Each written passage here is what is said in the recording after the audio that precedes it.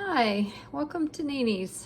I'm guessing that most of you are back to school now, but hopefully you'll have a few minutes tonight to listen to a story. And I've chosen the Sneetches and Other Stories by Dr. Seuss. It's a tall book, so I'm going to try to make sure you can see the pictures. And let me just turn the pages to the title page. The Sneetches and Other Stories, written and illustrated by Dr. Seuss.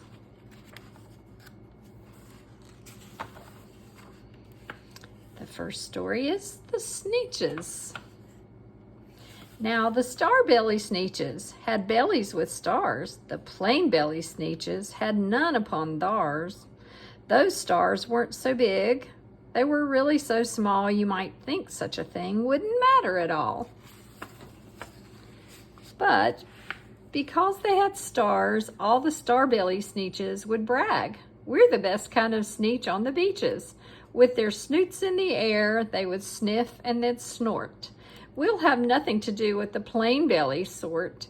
And whenever they met some, when they were out walking, they'd hike right on past them without even talking. So take a look around and find the ones with stars. Those are the star-belly Sneetches, and the ones without, plain-belly Sneetches. When the star-belly children went out to play ball, could a plain-belly get in the game? Not at all. You only could play if your bellies had stars, and the plain-belly children had none upon theirs. When the star-belly Sneetches had frankfurter roasts, or picnics or parties or marshmallow toasts, they never invited the plain-belly Sneetches. They left them out cold in the dark of the beaches.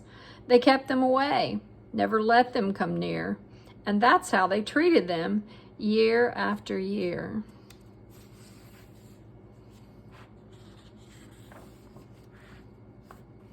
Then one day, it seems, while the plain-belly Sneetches were moping and doping alone on the beaches, just sitting there wishing their bellies had stars, a stranger zipped up in the strangest of cars. "My friends," he announced in a voice clear and keen, my name is Sylvester McMoney McBean. Sylvester McMonkey McBean, and I've heard of your troubles. I've heard you're unhappy, but I can fix that. I'm the fix-it-up chappie. I've come here to help you.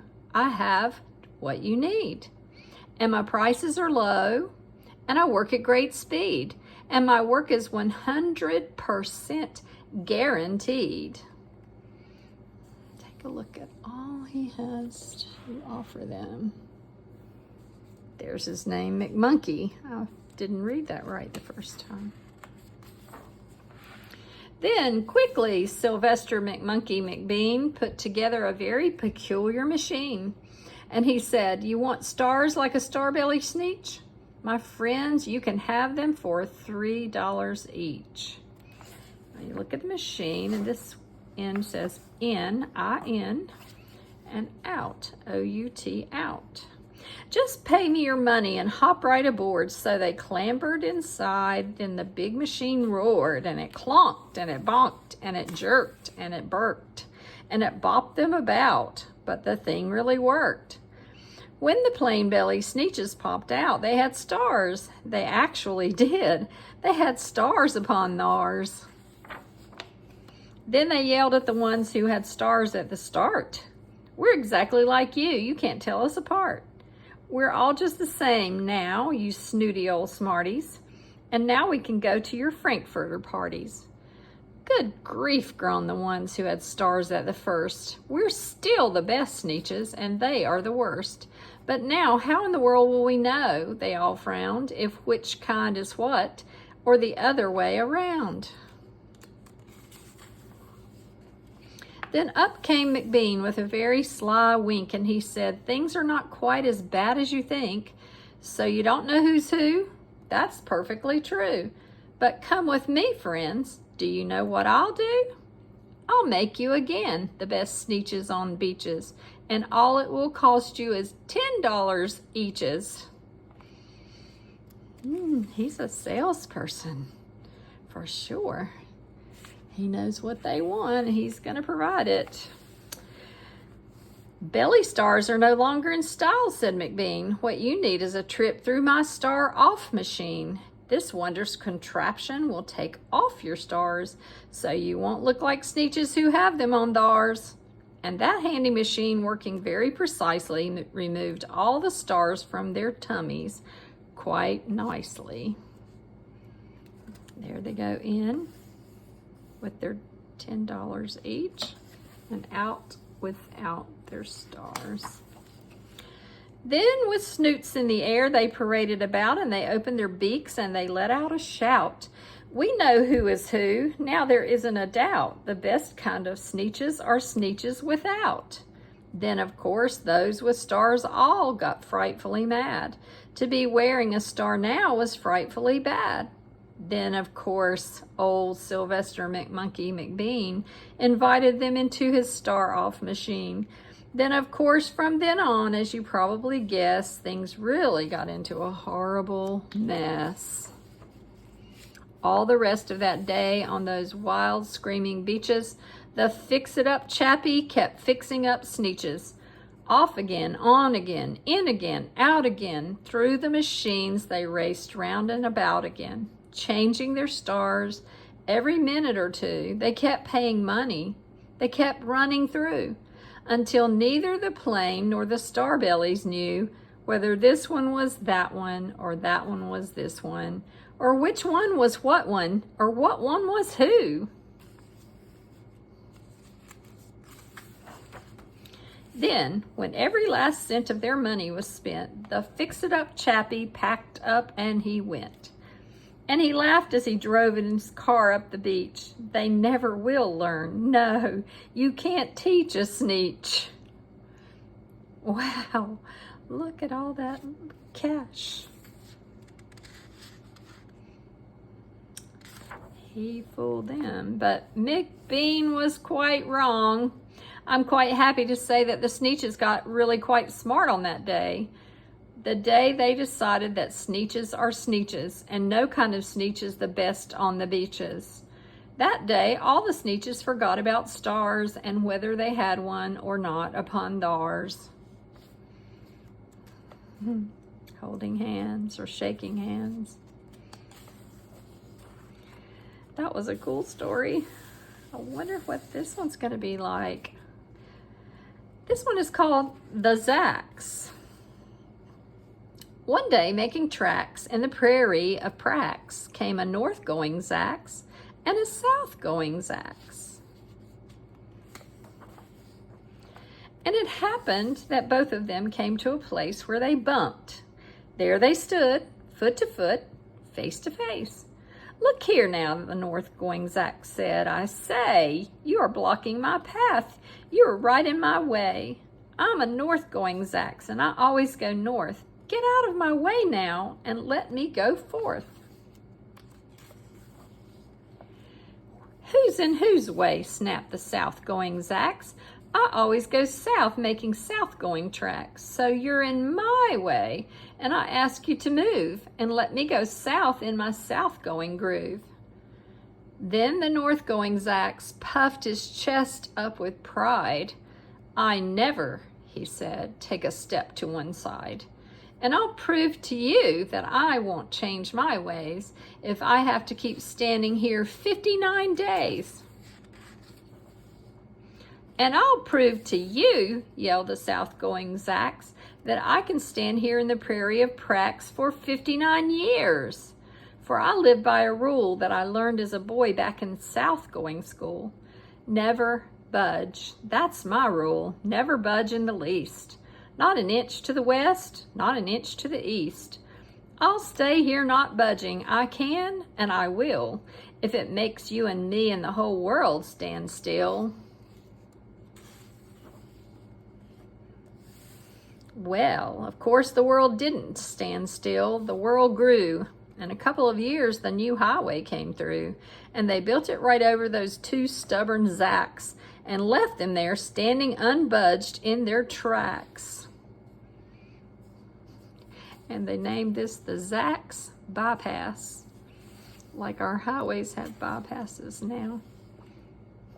That was, I guess, a good result, except for the Zax, who were so stubborn.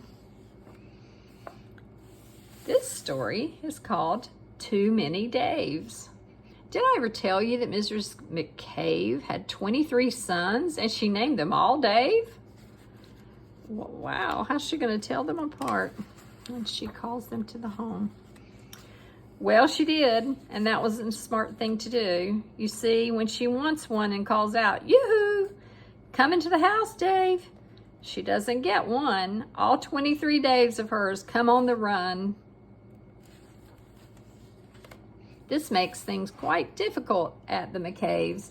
As you can imagine, so many Daves. As you can imagine, with so many Daves. And often she wishes that when they were born, she had named one of them Bodkin Van Horn, and one of them Hoosfoos, and one of them Snim, and one of them Hotshot, and one Sunny Jim, and one of them Shadrach, and one of them Blinky, and one of them Stuffy, and one of them Stinky, another one Put Put, another one Moonface, another one Marvin O'Gravel Balloon Face, and one of them Ziggy, and one Soggy Muff, one Buffalo Bill, and one Biffalo Buff, and one of them Sneepy, and one Weepy Weed, and one Paris Garters, and one Harris Tweed, and one of them Sir Michael Carmichael Zut, and one of them Oliver Bolivar Butt, and one of them Zanzibar Buck McFate.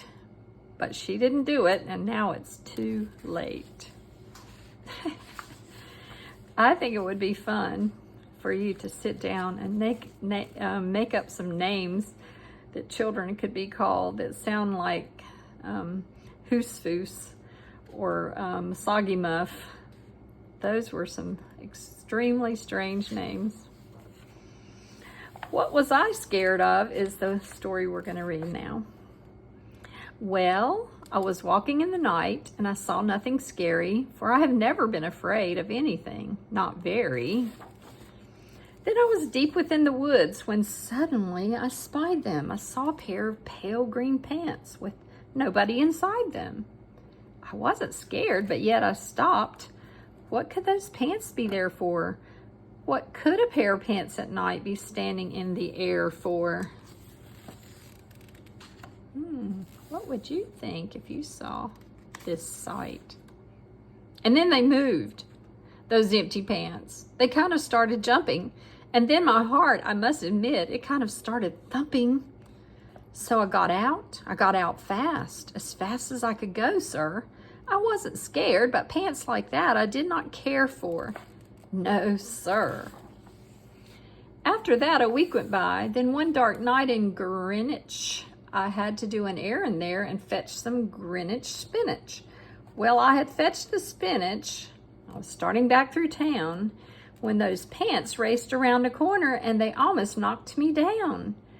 I lost my Greenwich spinach, but I didn't even care. I ran for home. Believe me, I had really had a scare. Now, bicycles were never made for pale green pants to ride 'em, especially spooky pale green pants with nobody inside 'em. And the next night I was fishing for doubt trout on River River. When those pants came rowing toward me, well, I started to shiver. And by now I was so frightened that I'll tell you, but I hate to. I screamed and rowed away and lost my hook and line and bait, too. I ran and found a brickle bush. I hid myself away. I got brickles in my britches, but I stayed there anyway. I stayed all night. The next night, too. I'd be there still, no doubt, but I had to do an errand, so the next night I went out. I had to do an errand, had to pick a peck of snide in a dark and gloomy snide field that was almost 9 miles wide. I said, I do not fear those pants with nobody inside them. I said and said and said those words. I said them, but I lied them. Then I reached inside a snide bush, and next thing that I knew, I felt my hand touch someone, and I'll bet that you know who.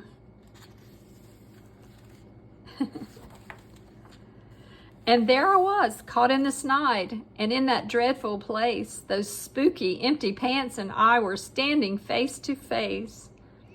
I yelled for help. I screamed. I shrieked. I howled. I yelled. I cried. Oh, save me from these pale green pants with nobody inside.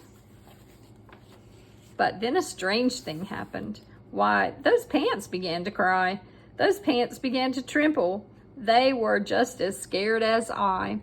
I never heard such whimpering, and I began to see that I was just as strange to them as they were strange to me. I put my arm around their waist and sat right down beside them. I calmed them down, poor empty pants with nobody inside them. And now we meet quite often, those empty pants and I, and we never shake or tremble. We both smile and we say, hi, hi. I love Dr. Seuss stories, and those were some really special ones. And I would like for you to think about which one was your favorite. Maybe come back and listen again. You can hear it once again.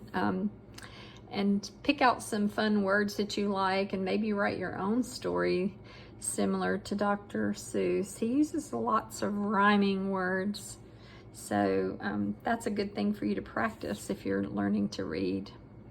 I had a great time reading to you today. I hope you have a nice afternoon.